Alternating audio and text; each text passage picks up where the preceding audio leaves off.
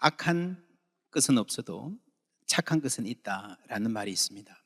특별히 동양 사상에 아주 짙게 깔려 있는 개념입니다. 정광현문이라는 책에는 착한 일에는 착한 응보가 있고 악한 일에는 악한 응보가 있다. 만약 응보가 아직 없다면 아직 그때가 이르지 않았을 뿐이다. 착한 것은 있다라는 이 말을 제가 최근에 다시 좀 생각하게 된 이유가 드라마 폭삭 속가수다를 보면서입니다. 여기 보면요, 주인공이 어릴 때 아빠가 돌아가시고 엄마가 재혼합니다. 그 엄마가 열심히 일하다가 세상을 떠납니다. 엄마 없이 아빠와 살기도 힘들 텐데 엄마도 없고 친아빠도 아닌 남자 밑에서 살라 그러니까 여러분 이게 상상이 안 되죠. 그래서 할머니 집으로 가려 해요. 그런데 이 의붓 아버지가 붙잡습니다. 일 시켜 먹으려고 고생하면서 이부 동생들을 키웁니다. 근데 몇 해 후에 이 의붓 아버지가 한 여자를 데리고 와요. 재혼하게 된 겁니다. 의붓 아버지의 새 여자니까 아무것도 아닌 사람입니다. 그런데 이 주인공이 나중에 결혼해서 굉장히 힘들게 살 때에 단칸방에 월세도 못 내는 그런 상황인데 누군가 몰래 내줍니다. 바로 그 여자분입니다. 이분이 이 주인공에게 어릴 때 그렇게 말하는 장면이 있습니다. 착한 끝은 이때잖아. 너가 지금 이렇게 어렵게 살아도 너 착하니까 앞으로 잘 될 거야 라는 말을 해주는 거예요. 아마 이게 이 드라마의 주제 같아요. 여러분 어떻게 생각하십니까? 착한 것은 있다. 그렇습니까? 나도 한때는 그렇게 생각했는데 지금은 잘 모르겠어요 하시는 분들이 있을 겁니다.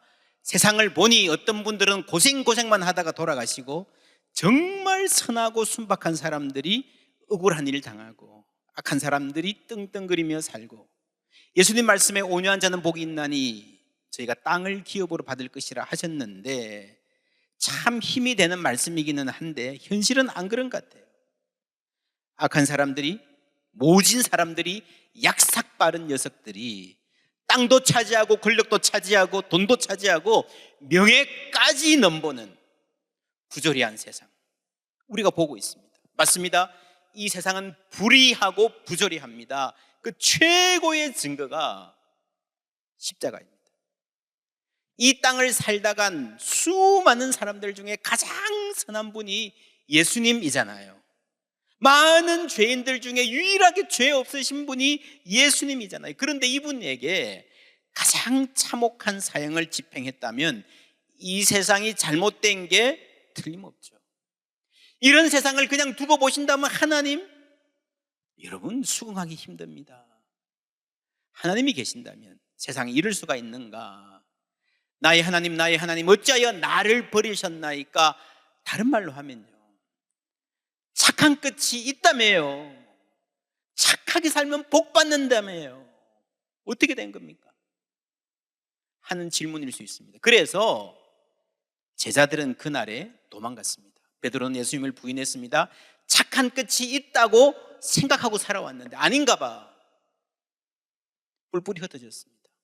이 길이 아닌가 봐. 착하게 살아보려고 했는데 그게 민족 해방이든 세계 평화든 이웃에 대한 사랑이든 큰 꿈을 품고 살아보려 했는데, 아니면 예수님이 너무 좋아 인격적으로 감화되어서 끝까지 함께 가보려 했는데 저런 분을 위해서는 목숨까지 바칠 수 있을 것 같았는데 신실하고 싶었는데 실패했습니다. 도망갔습니다. 그 자리에서 이탈했습니다. 착한 것은 있다 라는 말을 끝까지 밀고 갈 수 있는 사람이 있겠는가? 나는 착하게 살았어요. 죽는 날까지 하늘을 우러러 한 점 부끄러움 없어요. 그래서 나 같은 사람이 잘 되지 않으면 세상이 잘못된 거지, 하나님이 잘못된 거지. 적어도 나는 정말 세상에 착한 끝이 있는가라는 명제의 진위를 판별할 만한 기준이 될 만큼 깨끗한 사람이야. 그랬는데 예수의 십자가를 경험해 보니 아니더라는 거예요. 그 압도적인 폭력 앞에서 자신들이 얼마나 비급해졌나를 생각해 보니 나는 정말 부끄러움이 없나? 나는 끝까지 착한 사람인가? 내가 그래도 저 사람들보다는 나아, 저 정도는 아니야 하는 그런 비교 말고 정말 하나님 앞에서 나는 어떤 사람인가 질문을 해보게 하는 힘이 십자가에 있습니다. 여러분, 모든 인간 안에 자리하고 있는 깊은 고통이 있습니다. 죄책감. 이 폭삭 속았다라는 드라마는 참 가난하고 힘든 세상살이를 보여주지만 꿈같이 행복한 시절이 있습니다. 그런데 최고의 행복을 누리던 바로 그 장면 뒤에 가장 아픈 날이 다가옵니다. 제주도 바다가 폭풍으로 요동치는 날, 동네 아저씨들이 축대가 무너질지도 모른다 그래서 모여서 축대를 쌌습니다. 이 집의 아빠도 비옷을 둘러쓰고 현장에 나갑니다. 엄마는 집에서 어린 아들 둘 밥 먹이고 있습니다. 꼬마 아이가요, 밥 먹다 말고 사탕이 먹고 싶어서 선반 위에 사탕 꺼내려 그러다가 쏟아서 흐트러진. 여러분, 엄마는 안 그래도 살기 힘든데 아이까지 그러니까 속이 상해서 혼을 냅니다. 아이는 울면서 안아달라고 합니다. 그런데 그때 동네 여자 아이 하나가 집에 와서 큰일 났습니다. 친구, 이 비바람 부는데 자전거 타러 갔다가 넘어졌습니다. 엄마가 놀래서 뛰어나갑니다. 딸을 찾으러. 근데 그러고 나니까요, 밥 먹다가 나가버리니까 둘째도 엄마 어디 갔나 하고 밖으로 나갑니다. 조금 있다가 막내는 형을 따라서 또 밖으로 나갑니다. 엄마가 딸을 찾아서 집에 들어오는데 마침 큰일은 아니에요. 그런데 들어와 보니까 아들 둘이 사라졌습니다. 엄마가 뛰어나가자 둘째, 셋째 차례로 나간 겁니다. 막 어른들이 찾아가지고 막 둘째를 데리고 오는데 막내는 어디 간지 없습니다. 엄마 찾아 나섰다가 파도에 휩쓸려 버렸습니다. 엄마는 싸늘하게 식어가는 아이의 몸을 안고 빗속에 주저앉아 옵니다. 그날 이후로 이 후회가 끝없이 밀려옵니다. 파도처럼. 그런데 둘째 아이도 말이 없는 거예요. 너 왜 말이 없어? 엄마한테 화났니? 그러니까 애가 하는 말이, 아니요, 엄마가 나한테 화난 것 같아요. 왜? 나 때문에 동생이 죽었어요. 내가 밖으로 나갔기 때문에, 내가 동생 안 챙겼기 때문에 나 때문에 동생이 죽었어요. 근데 바로 그 시간에 아빠는 이 첫째 딸의 가방을 들여다봅니다. 100점 맞은 시험지가 이렇게 있는 거예요. 야, 너 왜 말 안 했어? 이 딸이 100점 받으면요, 집에 들어오면서 아빠 100점 막 자랑하던 그런 딸이었는데 쌓아놓고도 말을 안 해요. 왜 말 안 했니? 그러니까 딸이 웁니다. 나 때문에 동생이 죽었어. 내가 바람 부는 날 말 안 듣고 자전거 타러 나가서 나 때문에 동생이 죽었어. 엄마 아빠가 이러다가 큰일 나겠다, 이 거센 파도 같은 죄책감에 아이들이 썰려가겠다 싶어서 괜찮아 괜찮아 우리 괜찮아 웃어 보이려고 노력합니다. 그래서 아이들의 얼굴에 웃음이 조금씩 돌아오는 어느 날 저녁에 가족이 함께 귀가하는 장면이 나옵니다. 이게 관광으로 갔으면요, 야, 이게 인생 사진 찍을 만한 너무 아름다운 저녁이에요. 근데 엄마가 말하는 거예요. 내가 우리 아기 잡았어. 바로 그 방파제에 내가 자주 데리고 갔었거든. 아빠가 배 타고 고기 잡으러 나가면 여기로 오실 거야. 아무리 바람이 불어도 아빠는 이 자리에 오실 거야.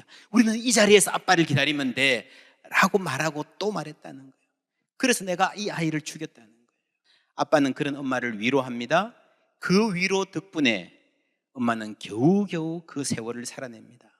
힘든 삶이지만 든든한 태산 같은 남편이 있어서 참 다행이다, 그렇게 생각했습니다. 그런 줄 알았습니다. 30년 후에 알게 됩니다. 이제 할아버지가 된 그 남편이요, 병원 가서 수면 내시경 받잖아요. 마취가 반쯤 되면 의식이 없는 상태여서 마음속에 있던 말을 꺼내는 사람들이 있다 그러잖아요. 그때 수면 내시경 받으면서 이 아빠가 축대 그러는 거예요. 그날 내가 축대 쌓으러 가지 말았어야 되는 거예요. 그렇게 가족들을 위해서 늘 위로하고 웃어주고 묵묵히 버티던 그 아빠의 마음속에 이렇게 무거운 돌덩이가 있었구나. 이 돌덩이를 달고 사는 것이 얼마나 힘들었을까 30년 후에 알게 됩니다. 오늘 성경에 나오는 사도 베드로의 마음에도 돌덩이가 있었습니다.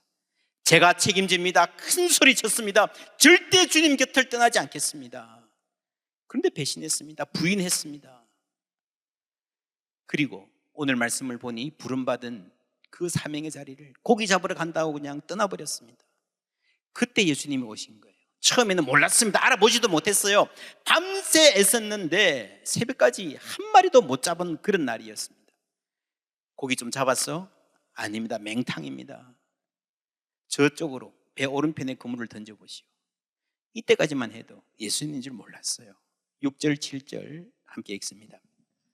이르시되 그물을 배 오른편에 던지라. 그리하면 잡으리라 하시니 이에 던졌더니 물고기가 많아 그물을 들 수 없더라. 예수께서 사랑하시는 그 제자가 베드로에게 이르되 주님이시라 하니 시몬 베드로가 벗고 있다가 주님이라 하는 말을 듣고 겉옷을 두른 후에 바다로 뛰어내리더라.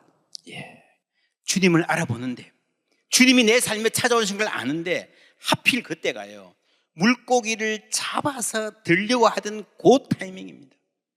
여러분, 묘하지 않습니까? 아주 애매한 타이밍입니다. 하나님의 부르심은요, 오히려 오랫동안 안 되다가 이것저것 다 막히다가 이제 좀 뚫릴 것 같아. 그럴 때 막 좀 뭐가 될 것 같은데 그때 하필 그 기막힌 타이밍에 부르시는 거예요. 왜 그런지 아십니까?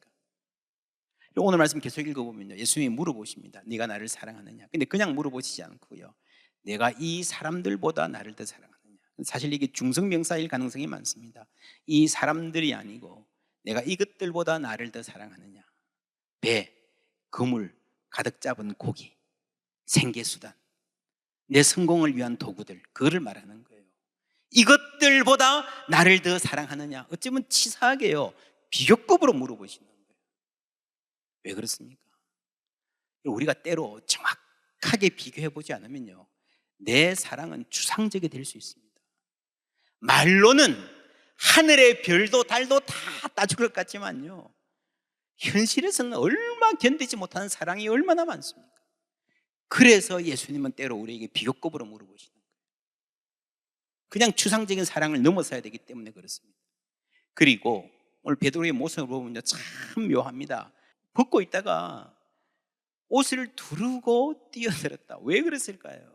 첫째, 선생님이니까, 주님이시니까 예의를 갖춘다, 그런 마음도 있었겠죠. 근데 두 번째로요, 지난 성금요일을 그런 말했습니다. 벌거벗은 수치, 가리고 싶은 마음, 그래도 가릴 수 없는 당황스러움, 그대로 주님 앞에 나설 수 없는 부끄러움이 있는 거예요. 자격이 없다라고 하는. 그래서 어떻게든 뭔가 좀 가리고 싶은, 말로든 옷으로든 표정으로든 내 지식으로든 가리고 싶은 마음. 그런데 바다에 뛰어들어야 될 정도로 마음이 급해요. 배를 움직여서 갈 여유가 없어요. 이 조급함, 십자가 앞에서 예수님을 부인했지만 나 그런 사람 아니라고 말하고 싶은 거예요. 덮어버리고 싶은 거예요. 내가 사명의 자리를 이탈해서 여기까지 왔지만 그 부끄러운 시간은 가위로 딱 잘라버리고 마치 아무 일도 없었던 것처럼 붙여버리고 싶은 마음. 여러분, 그럴 때 있지 않습니까? 우리도 비슷하지 않습니까? 우리 삶의 모든 순간들이요, 특별히 중요한 순간들도 어정쩡한 가운데 이러지도 못하고 저리하기도 마땅하지 않은 상태에서 지나갈 때가 많습니다.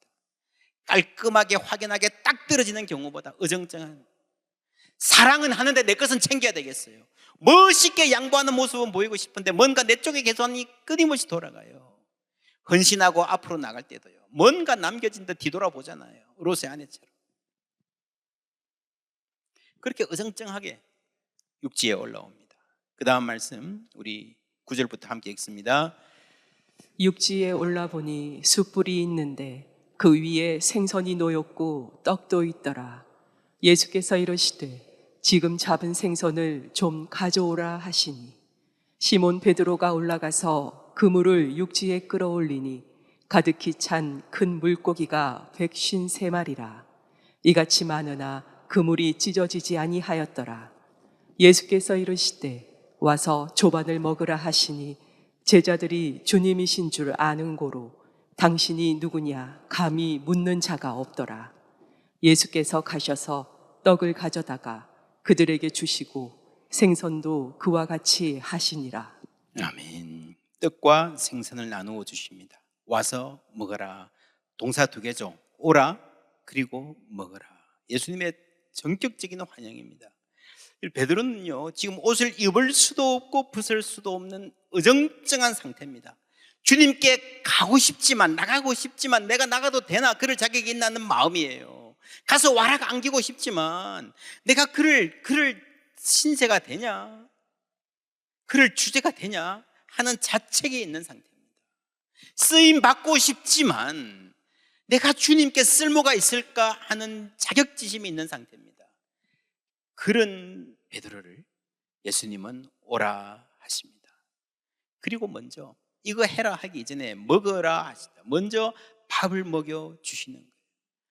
여러분, 이것은 전적인 수용입니다. 전적인 수용. 그리고 나서, 그 후에 먹이고 나서 그 다음에 사랑을 물어보시고 당부하십니다. 내 양을 먹이라, 내 양을 치라. 무슨 말입니까? 이것을 여러분 전통적으로 교회론적으로 해석을 해왔습니다. 베드로에게 교회를 맡기신다는 거죠. 여러분, 이 말씀 덕분에, 이 말씀과 마태복음 16장의 말씀 두 개를 갖고요, 로마 가톨릭에서는 소위 베드로의 수위권, 슈프리머시를 말합니다. 베드로에게 교회를 맡기셨고 베드로의 후계자인 교황에게 교회를 맡기신 것이다 라고 해석합니다. 그렇지 않습니다. 베드로 개인과 교황은 아무런 상관이 없습니다. 여러분, 이 사실은요, 모든 그리스도인들에게 그리스도의 양을 맡기신 것으로 보여야 됩니다. 그렇다면 양은 누구인가? 교회, 성도 맞습니다. 근데 본래 하나님이 의도하신 교회는요, 카스믹 처치, 우주적 교회입니다. 우리만이 아니라, 이 교회 건물 안에 있는 사람만이 아니라 온 인류가, 온 천지 만물이 하나님을 찬양하고 그 은혜를 누리는 것이 본래 하나님 마음속에 있는 교회인 줄 믿습니다. 에베소서 1장 23절 말씀 함께 읽습니다. 교회는 그의 몸이니 만물 안에서 만물을 충만하게 하시는 이의 충만함이니라. 아멘. 여러분, 그래서 예수님이 온 인류를 위해서, 이 세상을 위해서 십자가를 지셨기 때문에 여러분, 이 예수님의 당부는요, 교회의, 제도적 교회에 한정될 수 없는 거예요. 교회를 섬기는 일이 소중하지만 교회를 통해서 세상을 회복하시기 위함입니다. 여러분, 우리가 돌봄에 대한 설교 시작할 때 기억하십니까? 아담에게 하나님이 만물을 다스리라 그랬습니다. 그 뜻이 뭐라 그랬어요? 내 마음대로 그냥 하라는 게 아니고요, 하나님의 뜻에 맞게 돌보라 라고 하는 거죠. 근데 인류가 이 명령을 잘 지키지 못했습니다. 지키지 못하고 그 사명의 자리를 이탈해버린 가인, 무슨 말입니까? 내가 내 아우를 지키는 자니까 라고 말해서 돌보기 싫다는 거죠. 거절했습니다. 그 타락이 회복될 수 있는 가능성이 유다에게서 보였죠. 베냐민이 이제 벌을 받게 생겼을 때에 아우를 대신해서 내가 벌 받겠습니다. 나는 내 아우를 지키는 자니이다. 그래서 우리가 소망해야 되는 회복이 무엇인지를 아주 상세하게 보여주셨습니다. 예수님이 이 일을 하러 오신 거예요. 예수님이 우리를 위해 십자가를 지신 거예요. 그리고 우리에게, 베드로에게 맡기셨습니다. 내 양을 치라, 내 양을 먹이라. 눈에 보이시죠? 그래서 베드로에게 주신 이 말씀은요, 그냥 뭐 교회를 잘 꾸려가기 위한 하나의 방법이 아니에요. 교회의 직지에 대한 이야기가 아니에요. 인간의 본질적인 사명에 대한 이야기입니다. 아담에게 주셨던 만물을 돌보라, 모든 사람을 돌보라 하는 그 계명을 인간이 지키지 못했는데 그리스도께서 십자가로 우리를 회복하시고 이웃을, 만물을 돌보는 사람으로 다시 세워주시는 거예요. 그래서 여러분, 우리가 교회를 잘 세우고 섬겨야 되지만 그것이 전부가 아닙니다. 교회는 최종 목표가 아닙니다. 그리고 이 사명은 베드로 개인에게 혹은 교황에게 주신 것이 아니라 모든 교회에 주신 사명인 줄 믿습니다. 태초에 아담에게 주셨던 그 영광스러운 사명을 십자가와 부활의 은혜로 다시 회복시키신 거예요. 먼저 베드로를 먹이시죠. 그리고 나서 내 양을 먹이라 그러십니다. 하나님 먼저 우리를 돌보시고 세상을 돌보라 하십니다. 먼저 먹이시고 먹이라 하십니다. 먼저 우리를 사랑하시고 그 사랑을 아는 사람들이 사랑하는 거예요. 그리고 먼저 돌보시고 세상을 돌보라 말하시는 것입니다. 그래서 교회 사명은요, 먼저 우리가 이 사랑을 아는 거예요. 먼저 교회 안에서 이 사랑을 풍성하게 나누는 거예요. 그럴 때에 우리에게 세상을 사랑할 수 있는 힘이 생길 줄 믿습니다. 그 자리가 예수님의 식탁이에요. 먼저 먹이시는, 마침내 식탁. 여러분, 이 회복의 식탁을 차리기 위해서 예수님이 얼마나 먼 길을 달려오셨는지, 태초에서부터 달려오셨는지 우리가 알고 있습니다. 우리를 사랑하기 위해서 예수님 값비싼 대가를 치르셨습니다. 그것이 십자가입니다. 그리고 부활하셨고 우리에게 다시 찾아오셨습니다. 오셔서 오늘 말씀 보니까 처음 한 일이 뭡니까? 밥을 차려주시는 거예요. 오라 먹어라 하시는 거예요. 무슨 일을 시키기 전에 우리를 먼저 먹이시고 공급하시는 거예요. 사랑해 주시는 거예요. 내가 사랑받을 자격이 있는 존재임을 알려주시는 겁니다. 여러분, 세상은요, 밥 먹을 자격, 돈 받을 자격, 행세할 자격을 따집니다. 예수님은 따지지 않으십니다. 우리는 그렇게 생각합니다. 오늘 내가 밥값도 못했는데. 여러분, 밥값 하시고 사십니까? 오늘 이 제자들 밤새도록 노력했는데 얻은 게 없다, 밥값 못했다. 여러분, 이 장면은요, 지금까지 살아온 모든 인생의 압축판이에요. 나름대로 열심히 살았는데 허무하다는 거죠. 열심히 달려왔는데 뭐 했는지 모르겠다는 거죠. 내 인생 열심히 예수님 따라다녔는데 결정적인 순간에 이탈했습니다. 기회는 지나갔습니다. 나는 실격입니다. 그 실패자의 쓰라린 마음, 죄책감, 내가 왜 그랬을까? 파도처럼 밀려오는 후에 그 자리에 예수님 다시 찾아오셔서 다시 만나주시고 다시 기회를 주시는 거예요. 여러분, 이 자격 없는 이들을 예수님은 환영해 주십니다. 오라 먹어라. 이 밥을 통해서 예수님 우리 마음에 말씀해 주시는 거예요. 너는 존귀한 사람이야. 할렐루야. 믿습니까? 그것이 십자가의 사랑입니다. 이 사랑을 아는 사람에게도 내일이 있습니다. 소망이 있습니다. 그것이 복음입니다. 부활의 능력입니다. 착한 끝이 있다. 정말요? 모르겠어요. 그렇습니다. 우리는요, 끝까지 가보지 않아서 모릅니다. 아직 우리의 시야에는 그 끝이 들어오지 않습니다. 알 수 없습니다. 그러나 성경은 말합니다. 고린도후서 5장 7절 말씀 함께 읽습니다. 이는 우리가 믿음으로 행하고 보는 것으로 행하지 아니함이로라.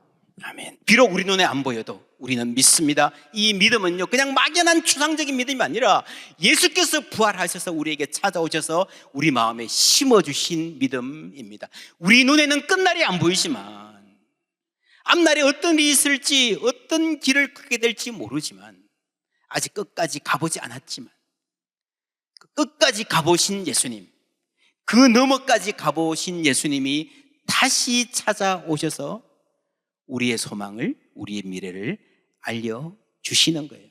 확신시켜 주시는 거예요. 예수 부활하셨네, 나도 부활하겠네.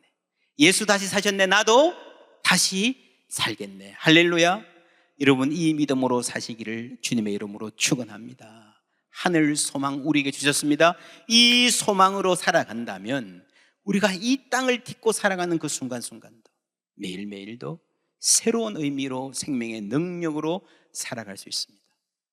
나 자신을 아끼고 돌볼 줄 알고 그 사랑으로 서로 사랑할 줄 알고 이 창조 세계를 신실하게 보존해 나간 사람으로 세움받게 될 줄 믿습니다. 우리 눈에 보이는 것이 다가 아닙니다. 육신의 끝이 아닙니다. 부활의 주님께서 말씀해 주셨습니다. 그래서 오늘 우리가 살아가는 삶의 모든 의미가 바뀐 거예요. 고린도후서 15장에서 사도 바울은 부활에 대해서 길게 논증한 다음에 맨 마지막 결론으로 부활의 의미, 부활이 내 삶에 어떤 의미가 있는가, 이렇게 결론 짓습니다. 함께 읽습니다. 그러므로 내 사랑하는 형제들아, 견실하며 흔들리지 말고 항상 주의 일에 더욱 힘쓰는 자들이 되라. 이는 너희 수고가 주 안에서 헛되지 않은 줄 알미라. 아멘.